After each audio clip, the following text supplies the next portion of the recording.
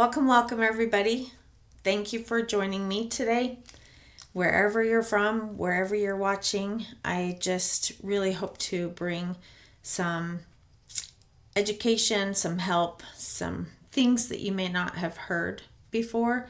I just want to first acknowledge that you're here because you have lost a loved one, and I want you to know that you have my sincere sympathy.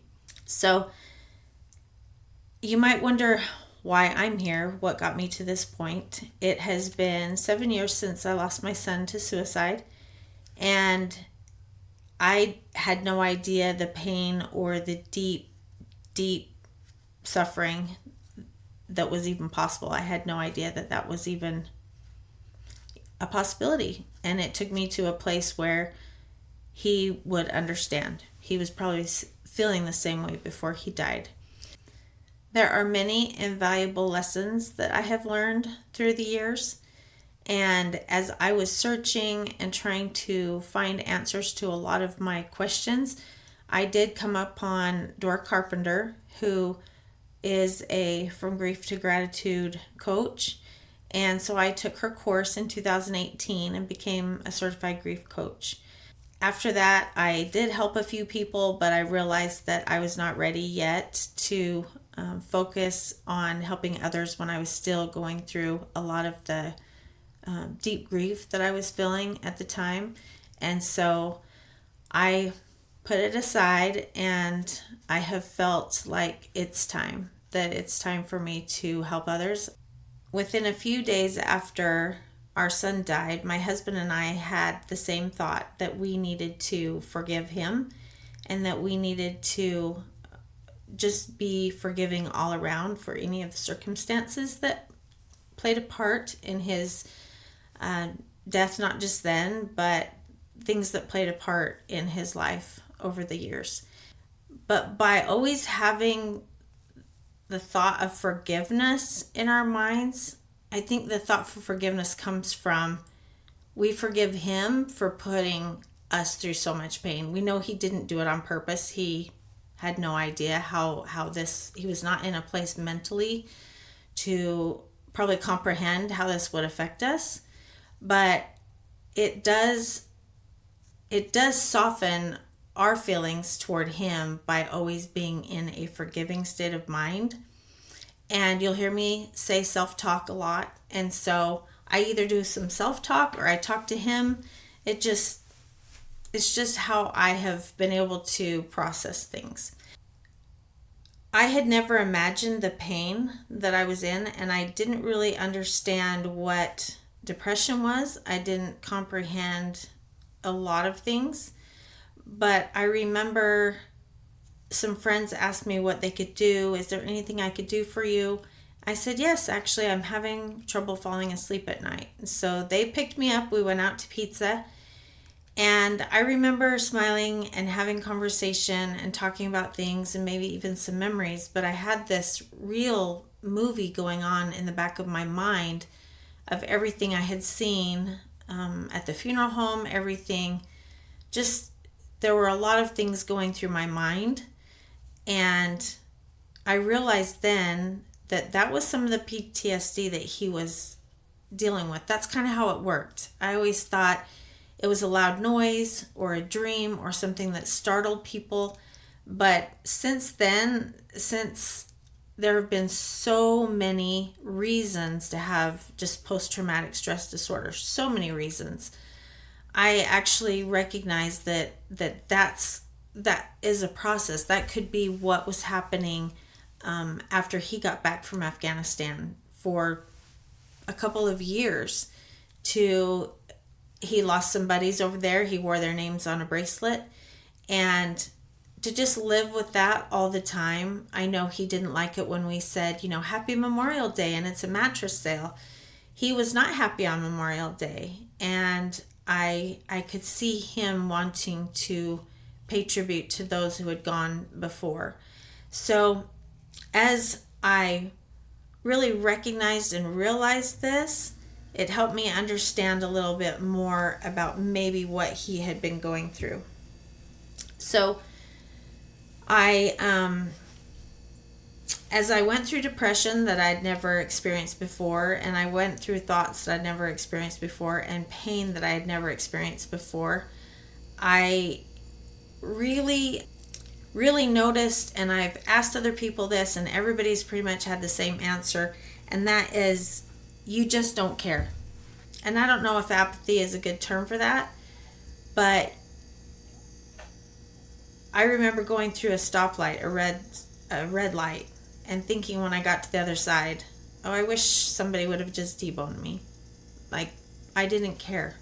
And I certainly wasn't thinking of others or other people or anything like that. And I have asked multiple people, not just those who have lost a child to suicide or a brother, sister, mother, but when you're in the depths of that sort of pain and that sort of grief, then you really just don't care. So I had to find a way to start caring and to build up some resilience. So when I came across Dora Carpenter's From Grief to Gratitude, I took her course, and I was very intrigued because she said that grief is a long process. While there is no timeline and there are no specific stages we go through, there's usually a period of time where it can be unreconciled grief. And instead of it taking like 8 to 10 years, it's supposed to take more like 5 to 7 if you really dig in and do some grief work.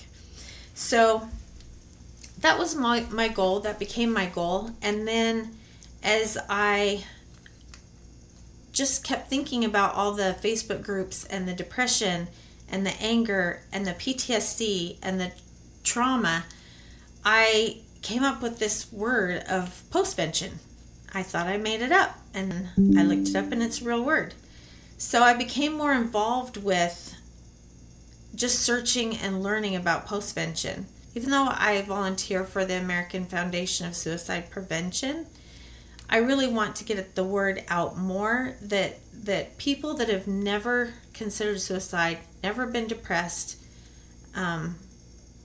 they're in a happy place. When this happens, it completely turns their world upside down and can be a major cause for not just apathy or depression, but self-destructive behaviors.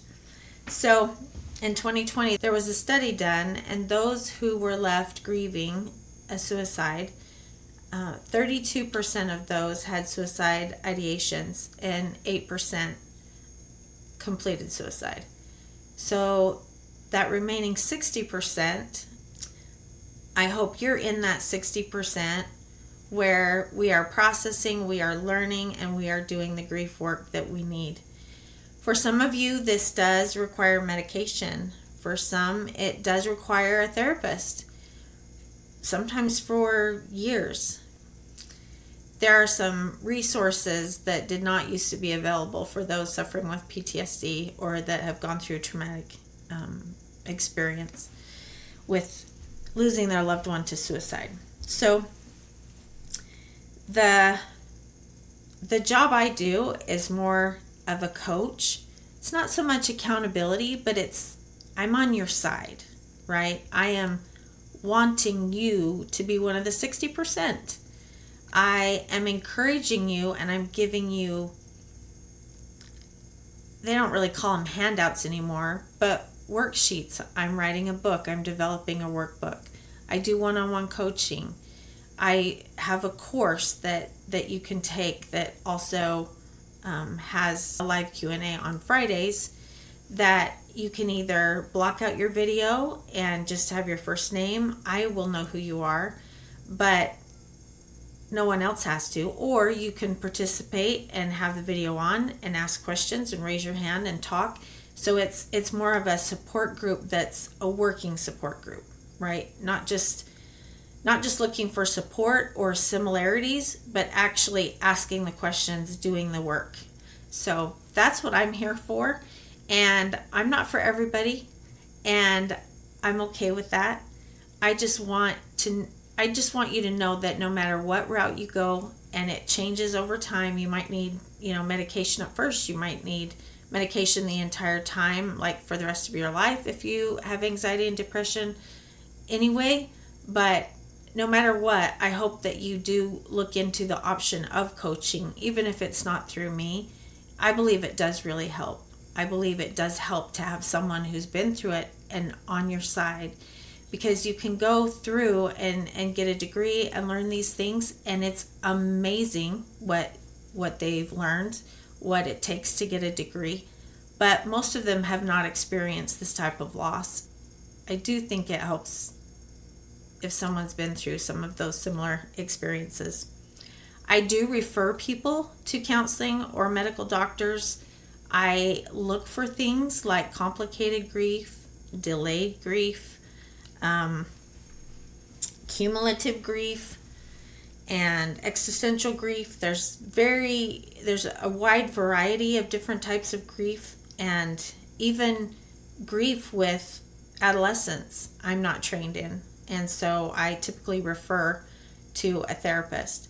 So I do discovery calls for 30 minutes, and if in that discovery call or even in our first session, if I feel like you need to be referred to someone else, but I also feel like you're a little bit resistant, if you need my help calling them to set up the appointment, I will. So as a coach, I'm here to support you. I'm never here to try to replace anything.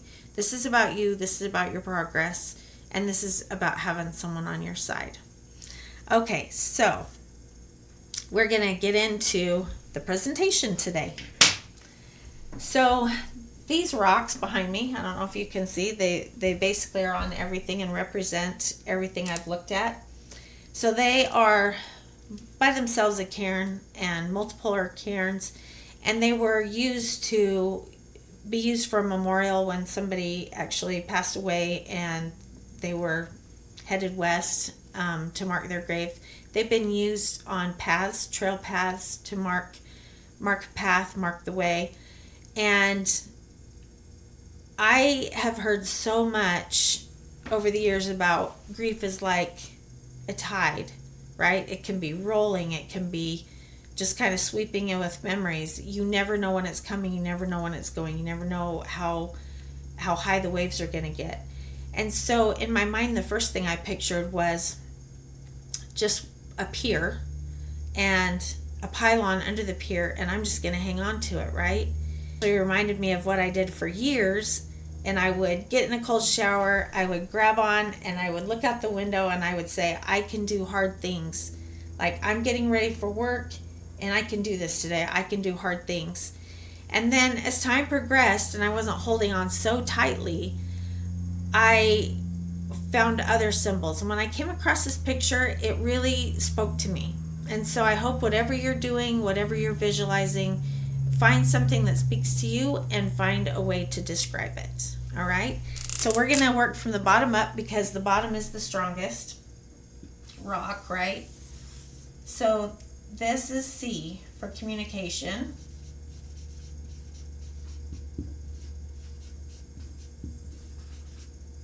All right, so in that communication, another thing is when we see someone else go through this, when somebody else comes across this later, it's better to say there are no words, or I'm sorry, or you have my sympathies, or how are you sleeping, instead of just saying how are you doing. Are you getting enough to eat? Are you drinking enough water? Not so much like glaringly, but hey, when's the last time you had a great hamburger? Let's go out. So as you think of those things, if you're brand new in this, that also gives you the opportunity to be specific. So when somebody says, like I said before, when I went out for pizza, if somebody says, is there anything I could do to help? You could say, well, my garden is completely overgrown right now and I need to clean it out, right? Like, it's just on my mind and I need to just go rip something up. Like, you know what you need, and so you need to be able to communicate it to others. So be as very specific as possible. So the other thing is that if you're somewhere and people look uncomfortable when you bring up your loved one's name and they kind of don't know what to say, or they find someone else to talk to, don't be afraid to tell whoever you're friends with, your family, like, I need this. This is something I need. I need to be able to talk about him just like he's anybody else, or she. I need to be able to bring their memories alive without just being awkward. So if it makes you feel uncomfortable, I'm sorry, but they're probably only uncomfortable because they think you're going to be uncomfortable. I don't know, but there is kind of an elephant in the room there, right? So it helps to be very specific and say, maybe just say, I'm sorry if it makes you uncomfortable, but I do need to bring up, my daughter. She's not with us now, but her life was not erased. Okay, so she's still a part of my life, right? So the next one is acknowledge. And I probably know what you're thinking here. And you can't come off mute to actually tell me. But this acknowledge isn't necessarily acknowledging their death. This is a step before accepting that they have passed away and accepting reality. This is acknowledging your own feelings. This is acknowledging your pain. This is acknowledging where you are at the moment, at the minute, at the 5 minutes, at the hour of every day. Acknowledge yourself and let your mind wrap around what you are doing right now. This was a couple of years after my son passed away. Is at one point I was just having one of my cry sessions, and I recognized that truth is truth. So I grew up thinking, well, truth is always good, right? There's good and bad, truth and a lie. Truth is good. But as I was processing this, I was like, truth is truth. It doesn't matter if it's good or bad. It just is. It's reality. It's physics. It's gravity. It's truth is truth, right? So that helped me by acknowledging that truth is truth. That helped me accept the reality more. And then the next one is imagine life.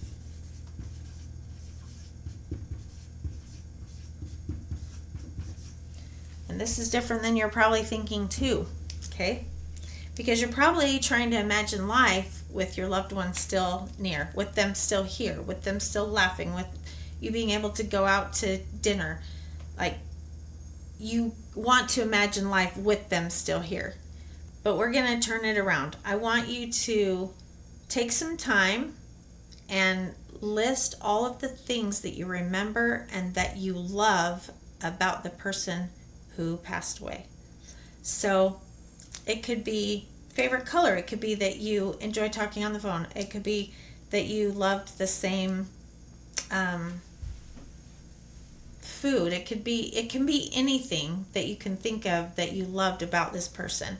It could even be their first steps. I remember going all the way back to thinking, I loved his eyelashes. In fact, when he was born, I thought, oh, you have beautiful eyelashes. And so you can just go as detailed as you want. Just get as detailed, everything you can think of about that person, right? Then try to rip that paper up or crumple it up and throw it away. And my guess is you'll be like me and you won't be able to do that. And so then as you look at that love that you don't want to trade for the pain you're feeling right now, right? Like, well, I don't want this pain. So if I don't want this pain, how I'm feeling right now, none of this should have happened, right? So that's what they mean when they say we grieve because we love, right? We're in pain because we love this person, and it's different for everyone, but it's the way life is. Okay? We wouldn't have this much pain if we didn't love them this much. Even if you have little arguments, that's normal. Nobody's perfect. But the love outweighs the pain, even though it feels like right now the pain is greater than the love. So the only way to focus on that love is to really be detailed and come back to it and visit a couple times. But really get those memories, really get those memories locked in, the love locked in, so that you can go back to it and visit it. Okay, so then this one is regrets and guilt. So we've got R here, I, A, C. There's two differences I've learned about regrets and guilt. So regret usually turns to shame. And shame just takes you down. You just spiral. And guilt we have so that we can change. We can look at things and we can think about it and think, well, I probably could do better on that, right? So I'm going to erase these. I hope you had a chance to write them down. And don't worry, we will do the other ones. But for right now, I want us to do an exercise that's pretty popular in the coaching world. So, C stands for circumstance.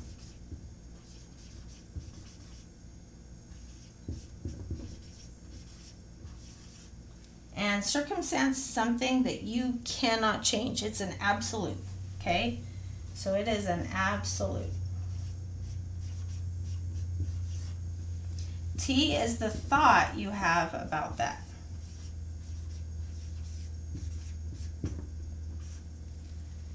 And then feeling comes next. Some people think feelings come before thoughts, but thoughts come before feelings. And then after feelings, based on those things, we usually take action. And then there's a result.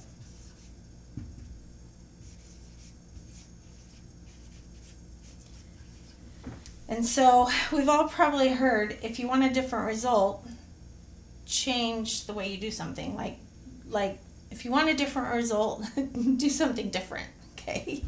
So I'm going to give you an example of how this has worked for me. And this worked for me before I even heard about this model. This worked for me about 3 years after he passed away, and probably 2 years before I heard of this model. So, one day I was sweeping my kitchen, and all of these thoughts came back into my head, and I started feeling guilty because I had remembered this conversation that I had had with my son when he started therapy. About a year before he passed away, he talked to me and asked me if I'd ever put him on any medication, if he'd ever been on any ADHD medication, and I said, no, it was very controversial. I decided not to. All of the other boys in your class were taking it. You had a bubbly personality, and I didn't want to lose that part. But then I had also watched news stations that said, if your child's on Ritalin, they won't be able to serve in the military. They won't be able to go on abroad on a mission. All kinds of things, right? You just hear. There was just a back and forth, pros and cons.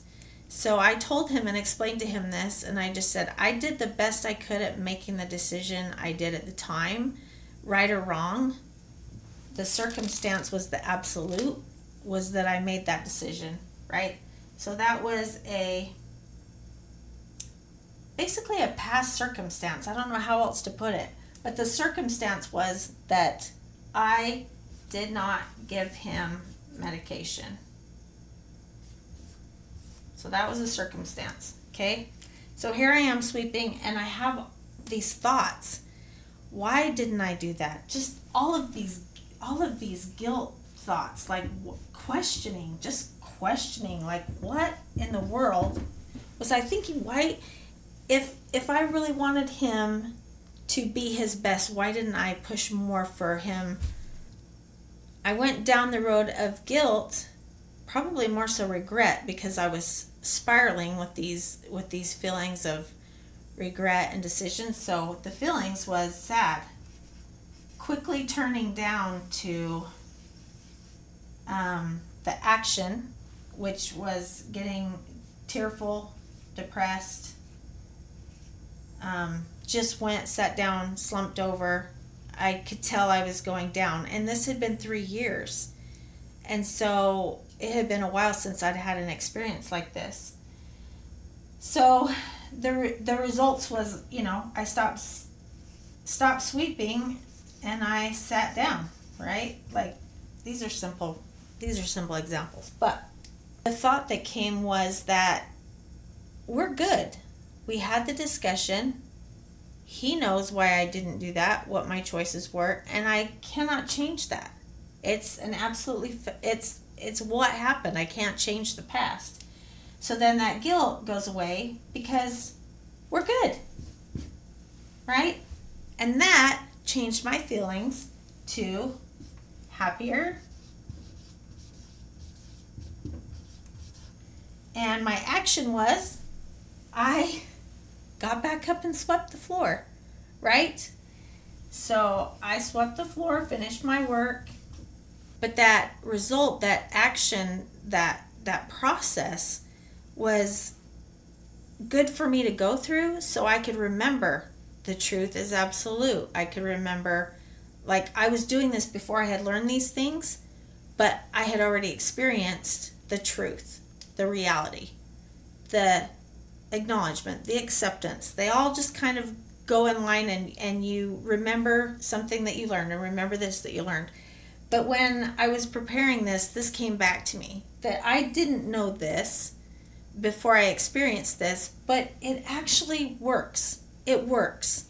And that was actually really exciting for me, because we got to remember these things that we learn, and we got to apply them, right? It may take us a couple tries, but. Okay, so the next one is New World.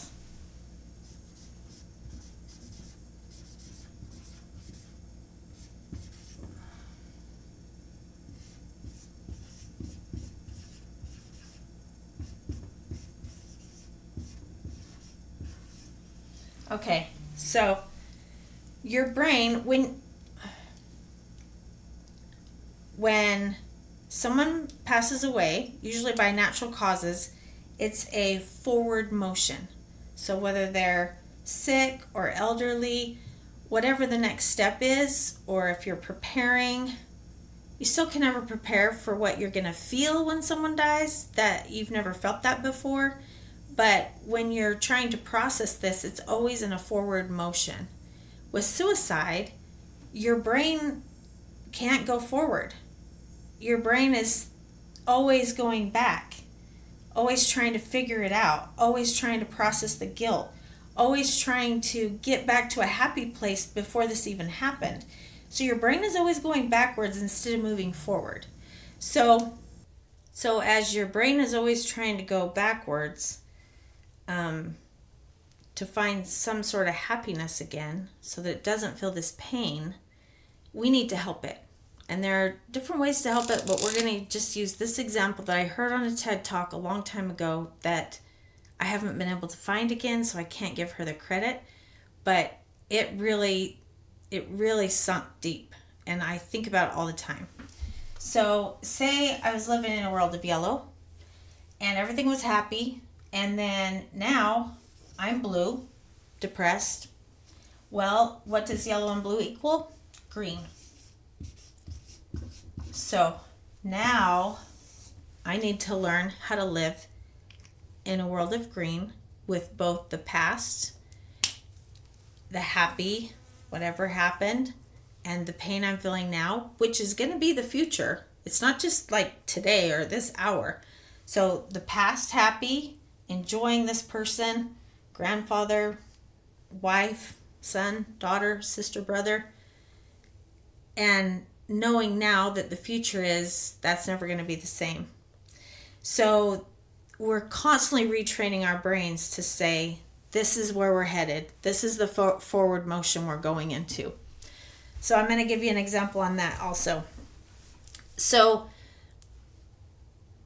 the first 4th of July that came around after my son passed away, it wasn't a full year.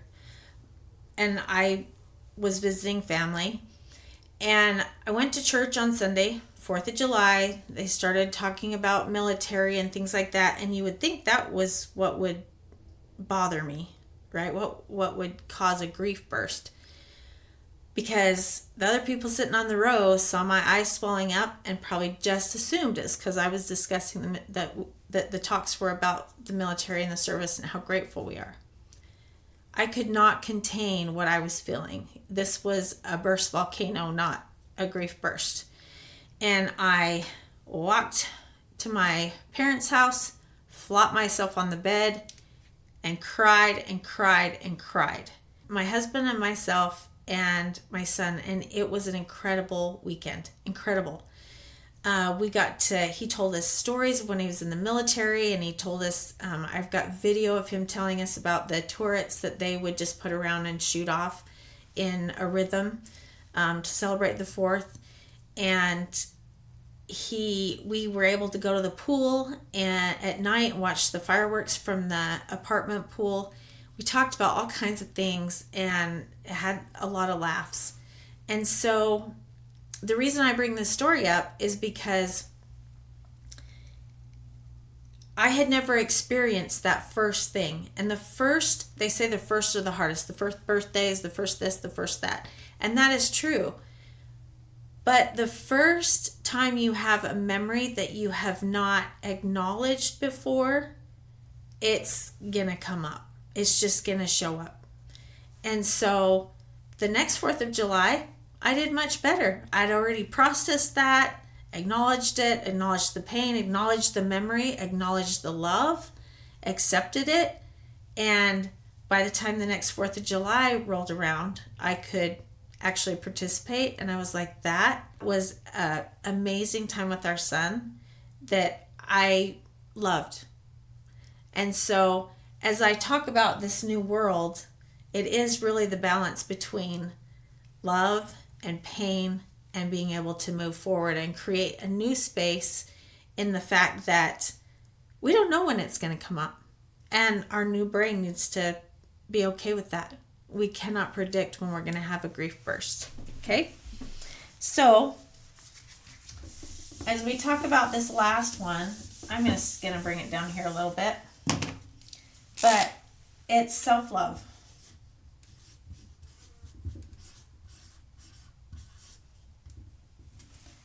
And it teeters on the top. I kind of went upside down because here it is on the top of these, stable. But here it is, so easy to just like, oh, is it going to stay on top? Is it going to fall over? If the waves come in too strong, is it gonna move? But as I thought about self-love, we have problems with that on a daily basis, right? Like even having the most normal life that we possibly could, the most regular, a day in the life, right? How hard is it to exercise? How hard is it to eat right? How hard is it to actually love who you are and not be comparing yourself to somebody else? Or how hard is it to be grateful? And so it just becomes like 100 times harder. And yet it's so important. So if you're not sleeping, talk to your doctor, maybe take a Tylenol PM for a little while, because your body just can't go on lack of sleep, right? If you cannot function, if you're so depressed that going out in the sunshine, taking a walk, doing things that will raise your hormones and chemicals in your brain naturally, endorphins, and then see a doctor, get medication. That's taking care of yourself, right? If you do really well writing and journaling, then have at it. Start journaling more and more and more, writing about all of your feelings. If you like to do art, but do whatever you need to do. There's There's breathing exercises. There's yoga. There's just all kinds of things that we know about, but that's hard to do, that becomes even harder while we're grieving, but it becomes like a lifeline to us. And how I've done this for me as far as self-love is if I was at work and somebody said something and I was going to have a grief burst and I knew this was not the time and the place, I would literally bite my tongue. I would say to myself, self-talk, at 7 o'clock tonight, you're going to have a shower and you're going to think about this and you're going to cry about it. And just by moving it into that box that was important for me, it was important for me to process that I'm important, my self-love, the way to take care of myself, I could get through the rest of the day. I could stop biting my tongue. I didn't have to cry because I knew that I had an appointment with me to process. So I hope that helps. Also, this is what leads to forgiveness. So I think about forgiveness all the time. The book I'm writing is called Forgiving Suicide. And I believe that's what has helped me think about things in a positive light, besides the love and keeping that love in mind. I am here for you. If I'm not the person that's here for you, find someone that is. If your friends have left you, find some new friends. But don't spiral down. Okay? Let's remember as I do this, there's a spiral that goes like this, and then you get higher again. So this is the darkest emotion. This is actually 0. So pretty sure that's where our loved ones were feeling when they died. And I would love to help you honor your loved one as well. So thanks for your time. And let me know if you have any questions. I can be DM'd on Facebook or on Instagram at griefspeaks.net.